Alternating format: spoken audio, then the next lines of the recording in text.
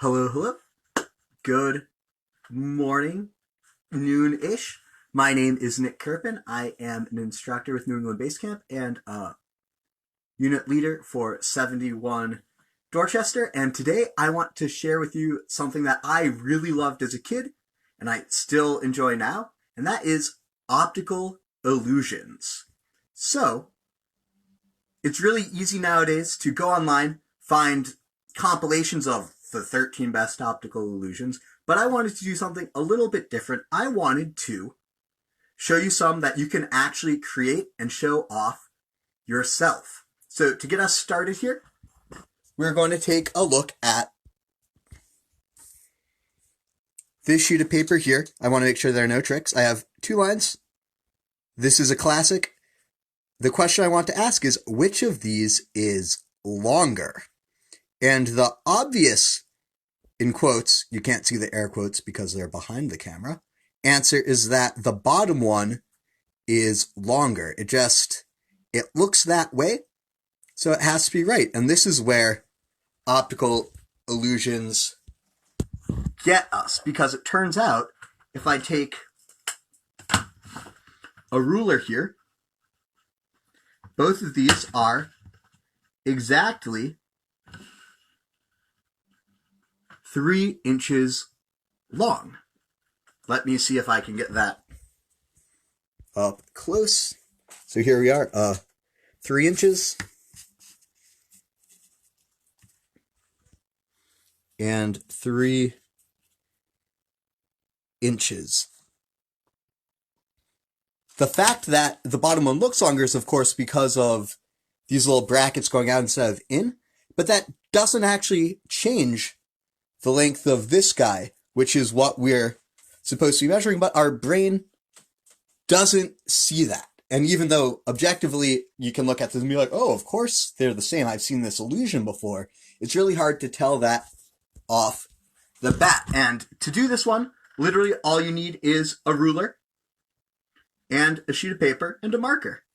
What can be really fun with this, because everyone knows it, you can actually trick people. So check this out. I'm going to quickly do one where the line with the brackets going inwards is 3 inches again.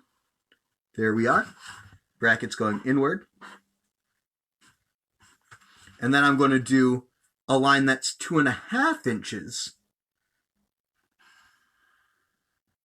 with the brackets going outwards. So if you look at this, you'll actually be surprised how many people, because they know the illusion and because of how the brain works, making the bottom line seem longer because of those outward brackets, they'll be like, oh yeah, of course this makes sense. These are both the same size. And then you have a gotcha moment because the bottom line is actually a 1/2 inch shorter than the top one, but their brain is not able to pick that out because of their familiarity with the illusion, along with the fact that the illusion is still working on them. So this is the first illusion I wanted to talk about. The next one here is pretty fun. I have this straightened out paperclip. You can use any other wire. And what I'm going to do is I'm just going to heat it up and rub.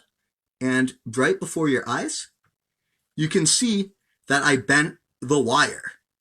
At least that's what I'd love to tell you. It turns out, though, this is nothing more than another optical illusion. I'm going to see if I can get that to be more clear. So it turns out, even though this wire is bent from the front, there, I'll just hold it up. It's really hard for our brain to pick up any cues that it is bent, so it looks straight, and then by just rotating it, as long as I'm doing something that our brain can be like, oh, maybe I see how this works, I can make it look like my fingers are bending it. This is actually a super common illusion that was used to make people think that you could like stop time or bend spoons, things like that, way back in the day. And the fact that such a powerful magic trick can be done simply because our brain looks at this object from this side and doesn't recognize that it's actually bent is, to me, very fascinating. So we've looked at two different ways that our minds, the way our mind works, can trick us. We're going to look at a third one right now, and that is when it has to do with color. Because everyone, if I gave you a sheet of paper and like pick out the green color, you'd be able to pick out the green color. If I gave you a blue color, you'd be able to pick out the blue color. Our brains are pretty good at that. But when it comes to relative color, things get a little bit more confusing. So if we take a look at this right here, and I asked you, which sheet of yellow paper is darker, I would say that most people, myself included, if I didn't know what I was looking at, would say that this one looks darker than this one. And that's a pretty fair assessment, but it turns out that if we take these two sheets of paper and just look at them, they are the exact same color. So, because this surrounding of each one is different, our brain actually looks at them and judges what they are slightly differently. And this is actually the rationale behind a lot of those viral illusions that you might see. So like, what color is the dress, what color are the sneakers, things like that. It turns out that even though everyone's looking at the same image with no color fixing, because of what we look at first and the like implied background behind what we're looking at, we can see things radically different. Again, to do this one at home, very simple. All you need are some markers or construction paper. Pick two sheets of construction paper that are radically different colors, so like purple and yellow, green and orange, blue and red, things like that, and a more neutral color, a lighter color for the ones in the middle, and you can do this yourself. Again, you can also draw it on a sheet of paper and it might be better, because here the texture and the non-uniformity of everything can give our brain some outside information to make it easier to actually figure out the illusion. But if we look at it just like this, again, it's pretty convincing. It looks like the color on the fold on the right-hand side is the same color as the non-folded part of the left-hand side, even though, you know, with shadows and all, they're different. So that's this illusion. And again, that's 3 illusions we can do at home. One of them looks like a magic trick. That would be this one here, where you have the wire, and by rubbing, you get it to look, right?